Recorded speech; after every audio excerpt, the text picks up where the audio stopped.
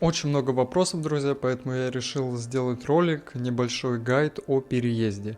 И формат будет немного уже поразнообразней. Как минимум сейчас вы можете увидеть мою комнату, квартиру, называйте как хотите. Вот. Именно отсюда мы начнем мое повествование. Если что, мне 18 лет, и я один переехал в другую страну, а если быть точнее, пока что во Вьетнам. И я это сделал без какого-либо большого запаса денег, без какого-либо стабильного дохода. Безусловно, он у меня есть, но на тот момент, когда я переезжал, он не был стабилен. И сейчас он есть, и я благодарен за это, но сам факт того, что во время того, когда я переезжал, этого не было, это стоит подметить для того, чтобы вы понимали всю картину моего переезда. Начнем мы, конечно же, с денег и конкретно сколько нужно для того, чтобы здесь жить. На самом деле, как-то сложно ответить однозначно на этот вопрос, потому что все зависит от каждого человека. У нас у всех свой уровень комфорта, у нас у всех свои требования есть к жизни, поэтому сложно сказать определенную, даже среднюю цифру, потому что даже она очень сильно разнится. Многие ролики снимали насчет того, сколько люди тратят во Вьетнаме, я даже близко столько не трачу. Конечно, я не спорю, я и живу, наверное, не так круто, как многие из других блогеров, кто здесь живет. Так уж и вышло, что у меня и нет задачи наслаждаться, и в целом не в этом для меня счастье иметь много денег и много тратить. Вот. Но что могу сказать, основная, самая большая трата, которая была у меня лично при переезде, это покупка авиабилетов. Она в целом у всех, как правило, выходит самым дорогим пунктом из их трат, которые есть во Вьетнаме. По поводу еды, знаете, тут тоже все зависит от каждого человека. То есть здесь достаточно хорошая кухня, у них сбалансированная кухня, очень много клетчатки, очень много супов, и в целом у них кухня, она одна из самых полезных в мире, которая только есть. Поэтому нужно это понимать, и даже в простых местных заведениях, куда я сам порой хожу, можно спокойно покушать, очень полезно, даже суп, рис и так далее, и вам это все обойдется меньше 100 или в районе 100 рублей. И можно таких полноценных 3 приема пищи в день принимать, и получается вы можете тратить в день буквально в районе 300 рублей на еду. И, конечно, это без перекуса, это без каких-то напитков, но в районе 500 рублей в день спокойно можно комфортно, вкусно питаться. Не дошираками, не какими-то такими булочками, а полноценной вкусной едой. И это, опять же, зависит от вашего образа жизни. Кто-то предпочитает готовить дома, кто-то предпочитает кушать в каких-то более крутых заведениях, и вообще им мерзко от местных, хотя, я говорю, здесь все очень вкусно и очень качественно. Следующий вопрос касательно жилья. Трудно ли его было найти? Действительно ли сейчас спрос на него большой? Знаете, очень много роликов сейчас, очень много слухов о том, что не получается жилье найти. Мест нет, жилья нет, все занято, туристы понаехали. Но у меня таких проблем лично не было, хотя когда я прилетел, точно так же было очень много таких роликов, очень много постов в каких-либо соцсетях. Меня это смешило, и я буквально за один день нашел квартиру. Я не знаю, кто как ищет, но я на это отводил большую часть своего времени. То есть я проснулся, покушал, мне делать нечего, я хотел как можно быстрее найти себе дом, свою квартиру. Я сидел целый день, искал, целый день ездил, смотрел и как бы не застревал в этом. Я за один день нашел квартиру, которая мне нравится, а второй день посвятил тому, чтобы расширить свой кругозор, глянуть на разные райончики, на разные варианты, что я, собственно, и сделал. И по итогу у меня буквально был выбор из 3 квартир, и я выбрал одну.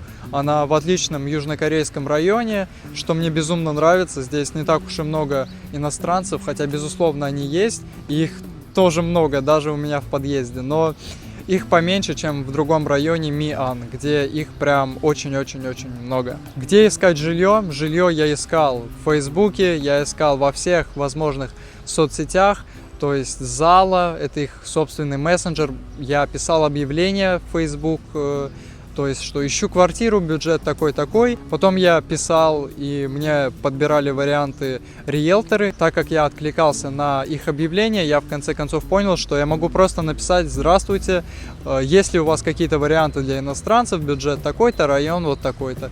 И мне чуть ли не каждый риэлтор скидывал варианты и предлагал поехать посмотреть. Вот. Поэтому у меня с этим проблем не было. Я совершенно легко все это делал и за один день нашел жилье. Конечно, оно у меня не супер крутое, не супер комфортное. То есть, возможно, далеко не всем оно подойдет, но я говорю лишь о своем опыте и о самых таких более простых, более доступных вариантах, так как в конце концов мне пока 18 лет, у меня нет семьи, у меня нет детей, а большинство, кто сюда переезжает, они с семьей, там, замужем или просто с парой. Касательно визы и легализации. Здесь несколько вариантов, как вы можете сюда прилететь. Вы можете залететь сюда по штампу на 45 дней. Можете сразу сделать электронную визу на 3 месяца, она стоит $25, но учитывайте, тогда вы не сможете отсюда выезжать 3 месяца. Вернее, можете выезжать, но потом вам придется как бы заново либо оформлять эту 3-месячную визу, либо просто въезжать по штампу, либо влетать, без разницы.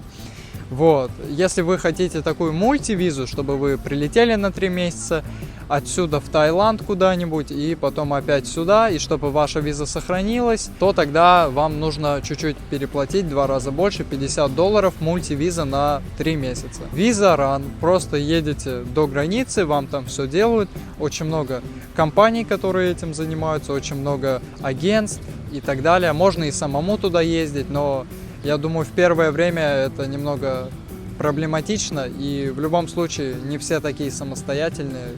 Как-никак, другая культура, другая страна. Потом буду делать визаран, вот, и также сделаю визу, скорее всего, на 3 месяца, либо на 45 дней, в зависимости от моих планов. Мало ли я решу куда-то улететь. Думаю, если вы собираетесь куда-то путешествовать отсюда, то смысл делать визу на 3 месяца нет. Лучше сделать штамп на 45 дней. Вы в любом случае, что каждые 45 дней будете ездить, что раз в 3 месяца вам придется тратить с собой на еду, на продукты. И я думаю, лучше один раз поехать в 3 месяца до границы. Туда ехать приблизительно целый день, ну полдня уж точно, вот, чем каждый месяц. И по деньгам оно выйдет примерно одинаково из-за того, что каждый месяц вам придется тратиться на еду с собой, и по итогу там выйдет точно так же, как виза на 3 месяца. Но у визы есть преимущества, по ней вы сможете сделать себе счет. В общем, по ней достаточно преимуществ, но один из самых популярных это то, что вы можете по ней сделать вьетнамский счет. И вроде как уже можно карту сделать, даже международную и местную банковскую карту во вьетнамских банках. Но буквально прошло несколько дней и уже говорят, что эта схема не работает, перестали выдавать, требуют визу на 6 месяцев. Сделать визу на 6 месяцев здесь проблематично. Тут нужно либо быть, по-моему, самозанятым, либо открывать какой-то бизнес. Вот. Также есть студенческая виза, кстати, совсем о ней забыл. То есть она вам тоже дается на период обучения, и она вам позволяет не делать визараны. И по итогу, как вы видите, варианты для того, чтобы здесь жить, есть. Есть варианты получения ПМЖ, но оно у них работает не так, как в Европе. Здесь она дается как более длительная виза на годик, на 3 годика или там на 5 лет даже. Я в это не углублялся, потому что у меня пока нет возможности получить ее, и даже вряд ли я буду это делать, потому что Вьетнам очень крутой, но я здесь не собираюсь задерживаться. Я буду дальше искать, жить в других странах, пробовать все постепенно, пока я здесь, и меня это полностью устраивает. Сейчас вернулся и вспомнил еще о том, что не рассказал вам про оплату. Касательно оплаты совершенно можете не переживать. Как только я прилетел в аэропорт, я себе за несколько дней нашел человека, кто занимается обменом валюты и может поменять и как бы безналичные, и USDT, и доллары, в общем, как только там нельзя, как угодно. Доставка есть личная, есть через банкоматы, то есть Ты подходишь к ближайшему банкомату, переводишь деньги, тебе говорят код, ты вводишь, и все, деньги выходят из банкомата тебе. Вот, если какие-то проблемы, тебе там все помогают решить, возвращают в крайнем случае деньги, но таких проблем почти ни у кого нет. Но чаще всего я попросту пишу таким людям, они конкретно на ежедневной основе этим занимаются, обменом валюты, приезжают, я им перевожу карты на деньги, то есть со своего банковского счета российского перевожу через СБП, либо по номеру карты кому-то деньги, и мне в свою очередь дают вьетнамские донги уже наличными, либо могут как угодно, там, если у вас есть счет, можно к вам на счет. Вот, там очень много вариантов, очень много людей, кто этим занимается, очень много различных сервисов. Вот, также, если что, можно оплачивать QR-кодом ВТБ банка. Вот, возможно, можно еще Сбербанк, как я слышал. Насчет других банков не знаю, я не проверял. Я лично пробовал через ВТБ по приколу оплатить, чтобы понять, работает, не работает. Курс 10 рублей разница, друзья. Я думаю, это не особо играет роль.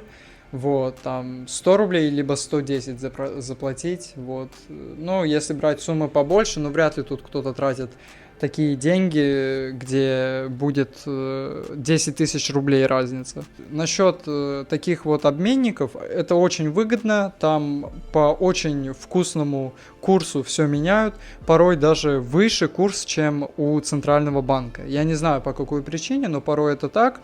И в минус вы не уходите. В аэропорту никому не советую менять валюту, очень низкий курс. Просто поищите, либо же напишите мне, как бы я могу скинуть контакты этих людей, но опять же, они есть в легком, свободном доступе. Просто начните искать, вы их найдете. Мне их никто не давал, я сам везде нашел, все как бы есть. В общем, никаких с этим заморочек нет. Можно через P2P себе переводить USDT в донги и себе на счет их брать. Но это, опять же, если у вас есть счет вьетнамский или карточка вьетнамская. Вот. А в целом вы можете оплачивать рублями по QR-коду, вы можете также оплачивать по QR-коду через ваши как бы криптосервисы. У меня Bybit, я могу через Bybit точно так же везде по QR-коду оплатить. Вот. Можете вообще сделать себе Bybit карту, она бесплатная, виртуальная. Вот. Можете себе подписки оплачивать. В общем, друзья, вариантов, чтобы у вас там были какие-то проблемы с оплатой, я не вижу. Есть также карта «Плати по миру», но она платная, там 3000 рублей стоит выпуск ее, но из этих 3000 там 1500 вам сразу на баланс в долларах начисляется. В общем, вариантов уйма.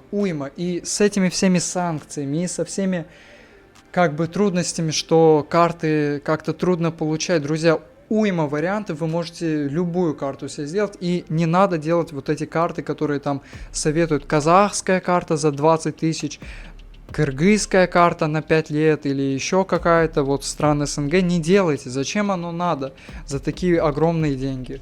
Вы можете попросту пользоваться вашим российским счетом, картой, и все будет прекрасно. И со временем можете открыть вьетнамский счет и через него уже делать операции по переводу. Конечно, напрямую вряд ли получится, нужно будет через P2P, но опять же, без денег вы не останетесь. И не нужно вести с собой наличные рубли. Достаточно просто, пускай они у вас будут на карте, вот, и все. Вы потом переведете кому-то из обменников, и вам их конвертируют в донги. Либо вы заберете в банкомате, либо к вам приедут и лично прям вам в руки дадут ваши донги. Поэтому не переживайте, с этим тоже никаких проблем нет. Друзья, мы живем в такое время, какие могут быть проблемы, когда у нас есть интернет? Вы представляете, каково было путешественникам, которые лет 30 назад путешествовали, когда не было интернета, не было ничего, маршрутов, гайдов. Люди приезжали, коммуницировали, общались и находили выходы. И неужели сейчас, когда у нас в доступе есть интернет, мы можем заблудиться, можем потеряться и остаться просто на улице? Но безусловно, и такое может быть с определенными людьми и в определенных обстоятельствах даже со всеми, но как-никак, как бы мне кажется, сейчас это довольно-таки трудно представить такой сценарий. Но, тем не менее, очень много новостей, как здесь кто-то теряется, остается без денег. То же самое в Таиланде, на Бали, и там еще хуже, потому что там люди кайфуют очень сильно. Я думаю, вы понимаете, о чем я. Поэтому везде важен самоконтроль, ваше осознание, мышление и хладнокровие. Попросту. Вот. Я первое время обращал внимание, потому что здесь очень много нулей, и меня предупреждали, что могут дать сдачу не 100 тысяч донгов, а 10 тысяч донгов, а ты не заметишь этого. Но я первые дни обращал внимание действительно на это, но никто не пытается меня обмануть, там, никто не пытается здесь что-то плохое со мной сделать. Про безопасность тоже снимаю на улицу ролики, ничего не было, там никаких попыток, ничего, все проходят, улыбаются, кто-то закрывает свое лицо, но это типичная базовая ситуация, но очень безопасно, хорошо, я не знаю, как там в Ничанге, там говорят, что все хуже, воруют сумки и так далее. Здесь, в Дананге, у меня лично таких проблем не было, пока что. На пляже я был только один раз, и с собой я никаких вещей не брал, поэтому тоже сказать, можно ли там что-то оставлять или нет, я не могу, но я видел, что там были люди, кто оставлял вещи. Перейдем к одному из самых важных разделов, это ваш настрой на переезд, ваши ощущения и в целом моральное состояние, с которым вы можете здесь столкнуться. Я думаю, все понимают, что переезд – это не самая простая вещь, это чуть ли не самая последняя стадия выхода из зоны комфорта, потому что у вас буквально меняется все, даже самые банальные вещи – это поход в магазин, общение с людьми, все меняется. И вы должны быть к этому готовы. У меня с этим никаких проблем не было. Я как только прилетел, я сразу разобрался, сразу вызвал себе такси, сразу доехал, купил симку, все налегке сделал. Да, я немного подготавливался, смотрел, но я не скажу, что я прям как-то идеально все доводил, делал какой-то прям углубленный, пошаговый себе план. Нет, я просто понимал, что мне надо. Я в целом такой человек самостоятельный, я всегда даже в путешествиях с родителями помогал, направлял нас куда-то. У меня проблем не было никаких, несмотря на то, что новая страна, новая культура, все новое. Я по ощущениям как будто просто переехал в соседний город. Не чувствую я никакого давления, никакой тревоги.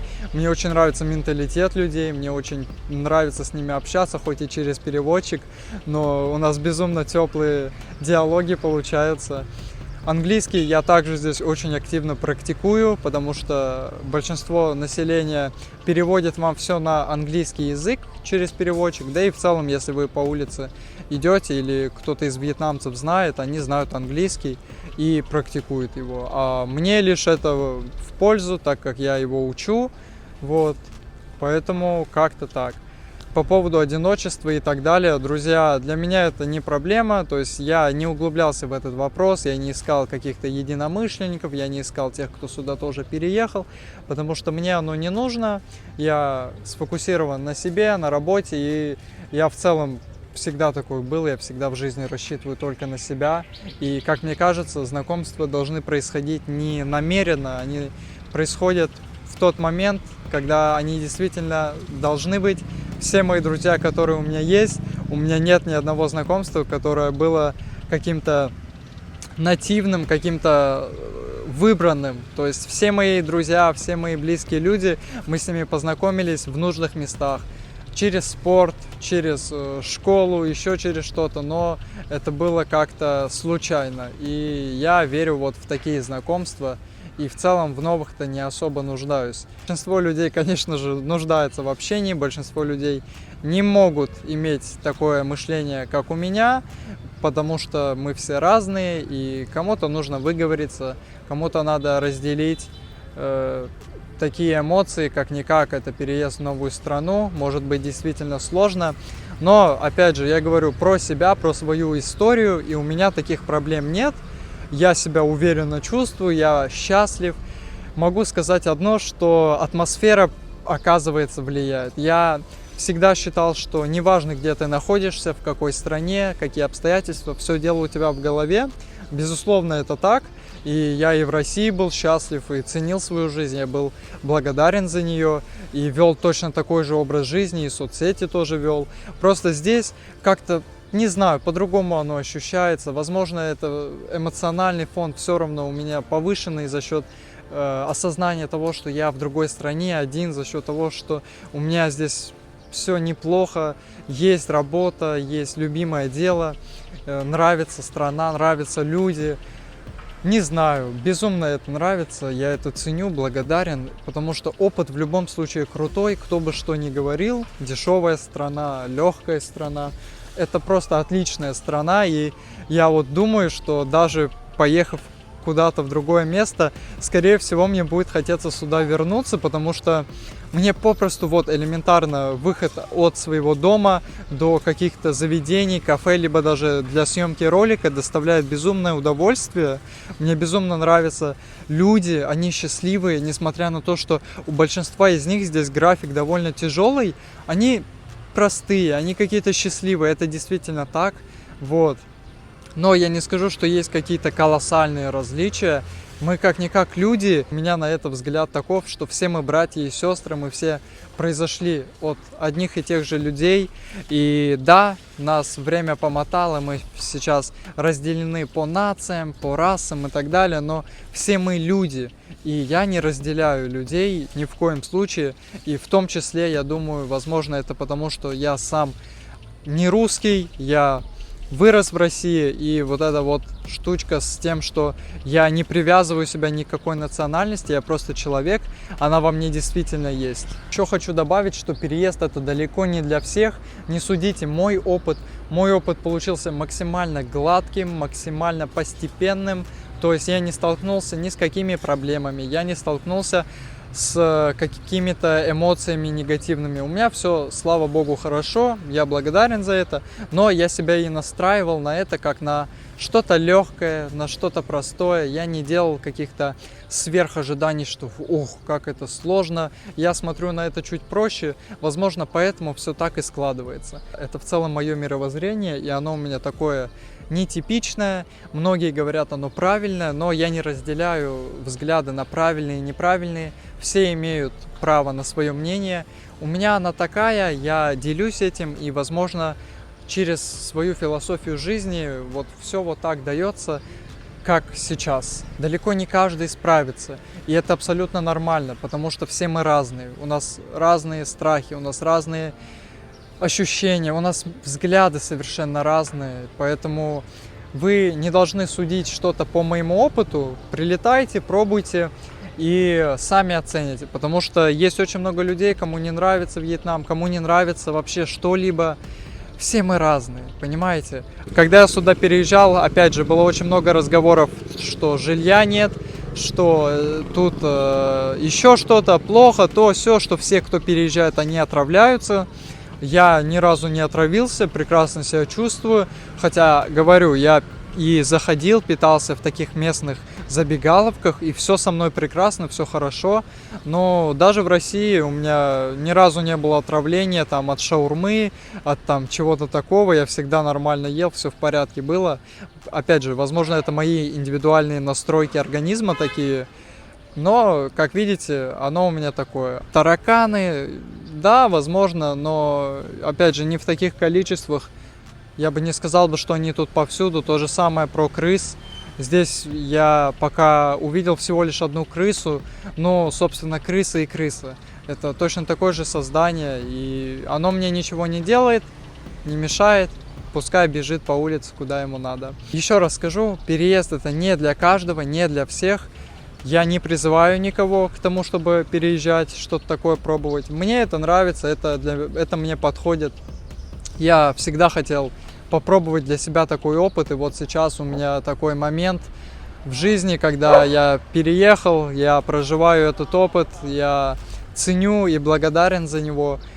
Тут важна ваша самостоятельность, ваша ответственность, в целом ваше мышление, и оно действительно влияет.